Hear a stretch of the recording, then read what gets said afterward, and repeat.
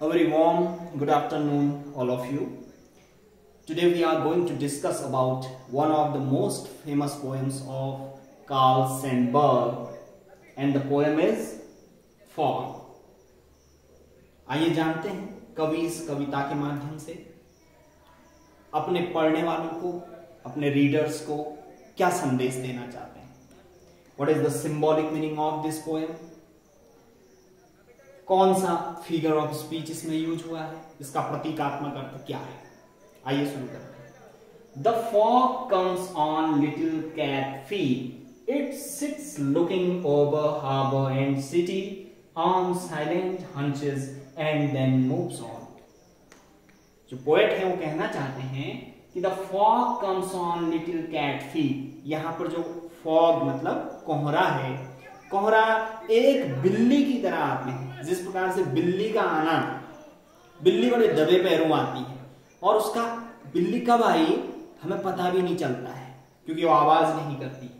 तो ठीक उसी प्रकार से जो कोहरा है वो भी बड़े साइलेंटली, बड़े आराम से, स्मूथली जो है आती है जो कोहरा है, और उसका आना भी हमें पता नहीं चलता है. और थोड़ी देर में ही it sits looking over harbour and city, थोड़ी देर में ही वो पूरे शहर में, पूरे बंदरगाह में या किसी भी गांव में, पहाड़ों के ऊपर वो कोहरा व्याप्त हो जाता है. वह कोहरा सभी शहरों को या हार्बर को अपनी आगोश में ले लेता है. जिस प्रकार से बिल्ली आकर के बैठ जाती है और चारों तरफ का जो है वो ऑब्जर्वेशन करती है, अवलोकन करती है, देखती है, तो उसी प्रकार से कोहरा भी चारों तरफ जो है व्याप्त हो जाता है और हमें पता भी नहीं चलता है. ऑन साइलेंट हंचेस, जिस प्रकार से बिल्ली अपने पैर फोल्ड करके जो है बैठ जाती है, उसी प्रकार से कोहरा भी किसी शहर के ऊपर व्याप्त हो जाता है, फैल जाता है और चारों तरफ जो है धुंध ही धुंध छा जाती है. एंड देन मूव्स ऑन, और तभी वो कोहरा कुछ समय बाद गायब भी हो जाता है. जिस प्रकार से बिल्ली चारों तरफ अवलोकन करती है, बैठती, हमें पता भी नहीं चलता कि बिल्ली आ गई है और वो दूध कहां पर रखा है, खाना कहां पर है, पूरा अवलोकन करके चुपके से दूध पी जाती है और खिसक लेती है और हमें बाद में पता चलता है ओहो दूध तो बिल्ली ने पी लिया, और बिल्ली का आना और जाना हमें पता नहीं चलता है. ठीक उसी प्रकार से कोहरा कब आया, कब शहर के ऊपर व्याप्त हुआ और कब शहर को अपनी आगोश में लेकर के कोहरा अंत में छट जाता है और फिर से धूप निकल आती है और हमें ठंड से निजात मिल जाती है.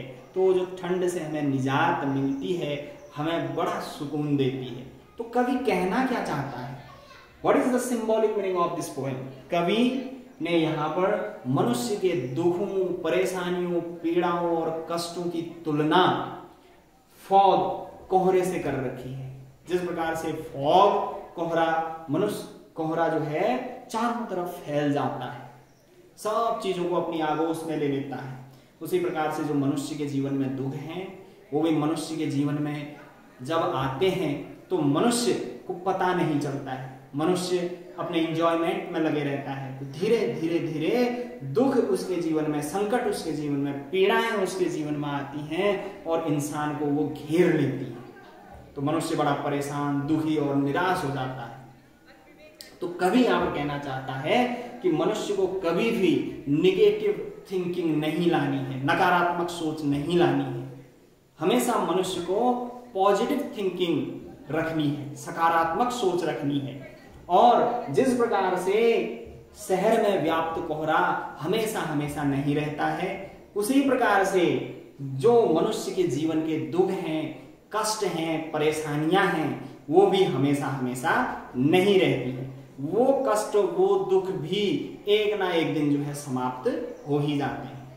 लेकिन उसके लिए मनुष्य के अंदर पेशेंस चाहिए, धैर्य चाहिए और हमेशा पॉजिटिव थिंकिंग का होना बहुत जरूरी है. तो जिस प्रकार से रात के बाद दिन आता है और धुंध हटने के बाद धूप आती है, उसी प्रकार से दुखों के बाद मनुष्य के जीवन में सुख के क्षण भी जरूर आते हैं.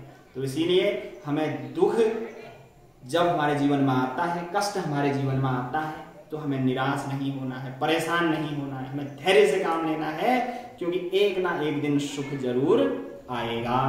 तो कवि ने इस कविता के माध्यम से हमें बताया है कि किस प्रकार से हमें पॉजिटिव रहना है। और यहां पर जो फिगर ऑफ स्पीच है वो मेटाफर है, यानी कि जो अलंकार का प्रयोग किया गया है वो अलंकार है metaphor,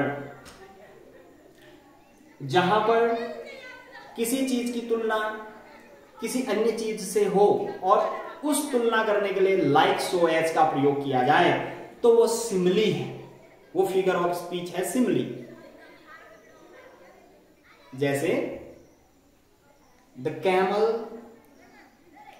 is the ship of desert, यहां पर लाइक सो एज की तुलना नहीं की गई है, लेकिन he is like a tiger, मैंने बोल दिया वह एक शेर की तरह है, उस इंसान की तुलना शेर से कर दी गई है।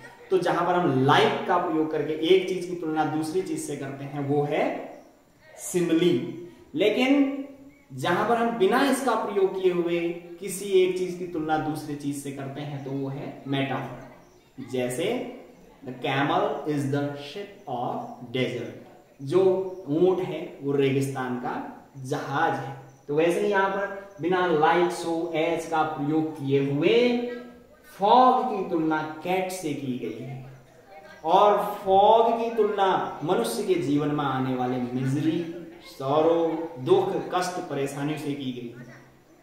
तो आशा है आपको ये पॉइंट समझ में आई होगी। Catch you later in next video. Thanks for watching.